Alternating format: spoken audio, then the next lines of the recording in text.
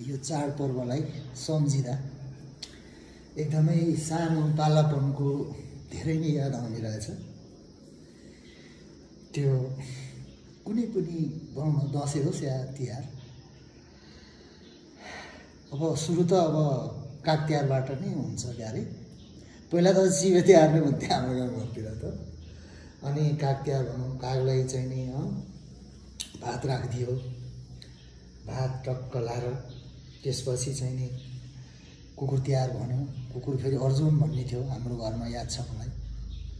अनि अर्जुनलाई मजाले मालासाला यसै गरी उन्यो, अनि त्यो कुकुरलाई चाहिँ नि मालासाला लगाइदियो, खानेकुराहरू दियो। आएपछि त्यही कोदा ढिँडो सिँडो यताउति दिन्थ्यो।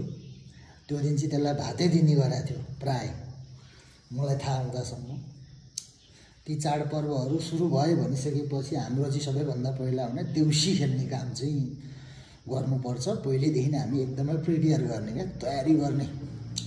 भट्याउनेको फलानुकोमा यति पैसा दिन्छन् उसकोमा यति दिन्छन् भन्ने, यति हुन्छ होला है पैसा भन्ने, यस्तै उस्तै गर्दै गर्दै हामी सिक्दै गर्थ्यौँ। त्यो देउसी एक टाइम हामी अब जो जाने जस्तो सूर्यहरू थिए, सानो भाइ थियो, ओडारी भाइ राजन दाइ हुनुहुन्थ्यो, पुष्कर खासै जाँदैन थियो। अनि भनौँ न गइरहेको किसान हुन्थ्यो कुनै साल, नभए ऊ आफ्नै टिम लिएर हिँड्थ्यो। अब समुदायहरू अलि सिनियर भइहाल्नुभयो, उहाँहरू त्यति नजाने। अनि हामी नै भनौँ न, अनि कहिलेकाहीँ गोपाल पनि थियो क्यारे हाम्रो माथि, बिमारी भन्छन् गोपाल। अनि हाम्रो ज्ञान हुँदै भइहाल्थ्यो, गुणको चौर थियो त्यहाँ भट्याउनु पनि गर्दै गर्थ्यौँ। अनि म आएँ चाडपर्वमा, त्यो भनौँ न तिहारमा, कुकुर तिहारमा थिएँ म। त्यसपछि भोलिपल्ट औँसी भनेपछि अब दिदीबहिनीहरूको चाहिँ नि भैलो भन्ने हुन्थ्यो। अनि त्यो भैलोमा चाहिँ नि दिदीहरू खेल्नुहुन्थ्यो, हामी खेल्दैन त्यो। छोरा मान्छे जाने चलन खासै हाम्रोमा थिएन।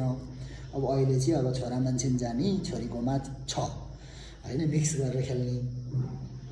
अनि दिदीहरूको सक्नुहुन्थ्यो। अनि भोलिपल्ट भनौँ न गाई तिहार, गाईलाई पुजिसकेपछि चाहिँ नि हाम्रो चाहिँ गोरु तिहार हुन्छ। अनि गोरुलाई पुज्यो अरे, गोरुलाई पुजिसकेपछि त्यो बेलुका देउसी खेल्ने काम हुन्थ्यो।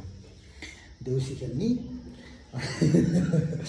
अनि देउसी खेलिसकेपछि अब ल रातैभरि खेल्ने क्या देउसी पनि क्या। हामीलाई त अब भोलि दिदीहरूलाई अब टोपी ल्याइदिनु हुन्छ होइन, अब पैसा त टिका लाएर दिनु पऱ्यो। पैसाको अलि अभावै हो क्या त्यो समय, त्यो टाइम सम्झना लाग्छ। अनि रातभरि निन्द्रा माया मारेर देउसी खेल्ने।